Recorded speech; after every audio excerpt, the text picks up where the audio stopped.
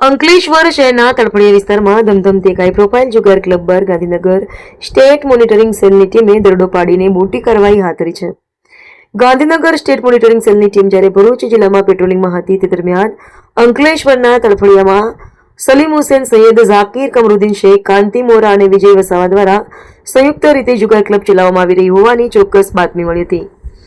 આ બાતમીના આધારે એસએમસીની ટીમે તુરંત જ દરોડો પાડતા જુગારધામ પર નાસભાગ મચી ગઈ હતી.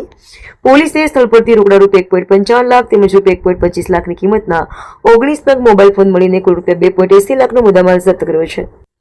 દરોડા દરમિયાન પોલીસે સ્થળ પરથી જુગાર રમતા ગુલામ મુસ્તફા, ગુલામ ફરીદ ખાન, હબીબ ખાન પઠાણ, ભાવરાવ દવા વાનખેડે, સંતોષકુમાર બાબુલાલ પટેલ, જય સિરાજ, યુવરાજ હાણી, મહેન્દ્રસિંહ હિંમતસિંહ ભદોરિયા, બિપિન ધનસુખ બગટના, ધર્મેન્દ્ર મરમ પટેલ, અભિષેક વિજય જોશી, હિરેશ બાબુલાલ બિયાણી, જીવન નાનજી કાળી, મેહુલ રમણ સુરતી અને સલીમ કેમલસંગ રાજ સહિત કુલ 13 જુગારીઓને રંગાહાથ ઝડપી પડ્યા હતા.